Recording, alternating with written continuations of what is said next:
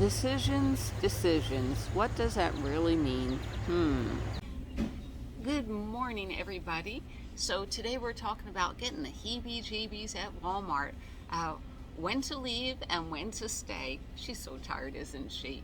I am so used to camping on the West Coast and out west where we have these mega Walmarts and everything, but now I'm in these little sea shanty towns, and it is quite a different experience. And let me show you a quick video.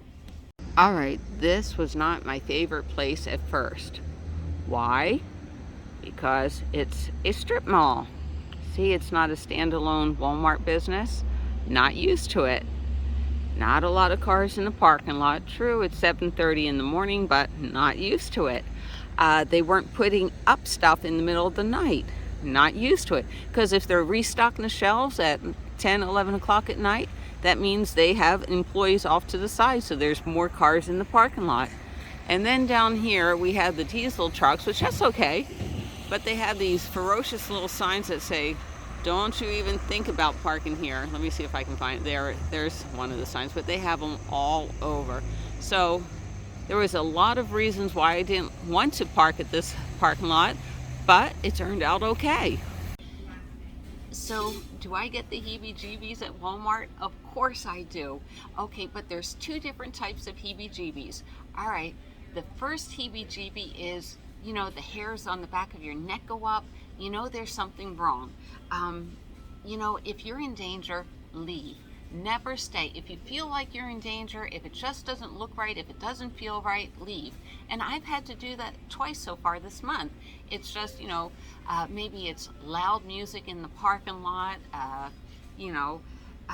Do you see the writing on the wall? And you all know what I mean by that. Is there graffiti everywhere? Leave. There is nothing wrong with leaving. Like I said, I've done that twice so far this month, and all I did was, my thing is I wake up at Walmart, drive, and we're heading from north to south. So we drive to where we're going to play all day. We play all day, and then we head south again and park at a Walmart. And usually Walmarts are like 10, 15, 20 minutes apart.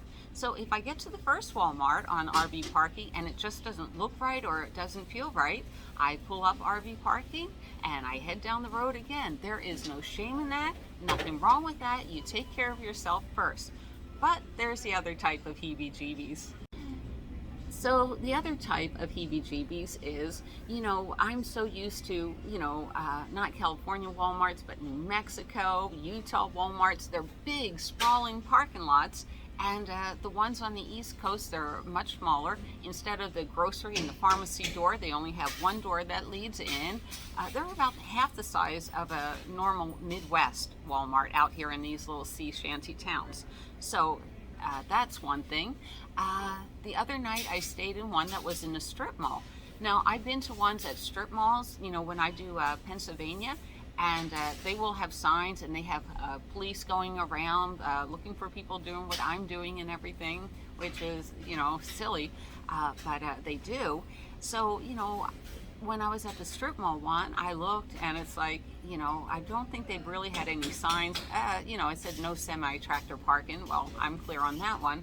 But, there was no cop parked at the front door. That's when I was at one of them and the cop was at the front door. And it's like, you know what? If you have to have cops there all the time, I'm not staying. That's another thing to look for. That'll give you the heebie-jeebies to leave. But it was a strip mall. Sometimes I pull up RV parking and, the first thing it says is no overnight parking. But then you read the reviews and it's fine. And that's what happened to me last night. So I get there and, I mistakenly saw all the U-Hauls. Let me put that in right here. So I looked out my van window last night and said, there's a U-Haul in the parking lot. Why not? I must have been real tired because it's across the street, way across the street. Silly me. I was tired last night, so I just looked in my little window and saw a U-Haul and said, oh, good, I'm good for the night. And then I woke up and realized it was a U-Haul across the street. Bad, Terry. But when I got there, I saw a sign that said, no loitering.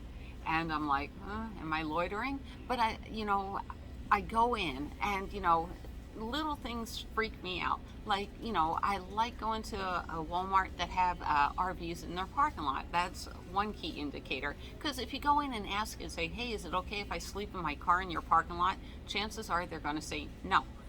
If you said, I'm sleeping in an RV in the parking lot, they'd say yes. All right, so there were no RVs there. There wasn't a lot of cars in the parking lot.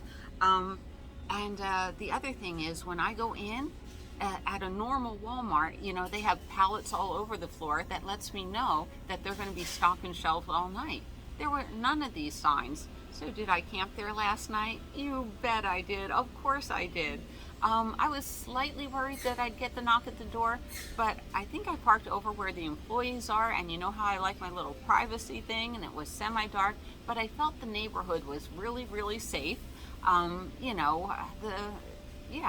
And you know what? Today we're going back to Mystic, and we're going to have a great time there. All right. So I just thought I'd let you know.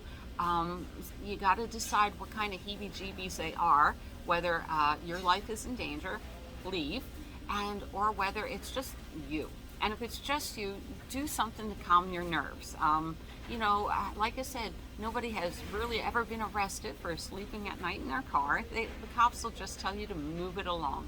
All right, I will see you down the road. I'm enjoying my vacation, but I guess you can tell I look a little tired from too much fun.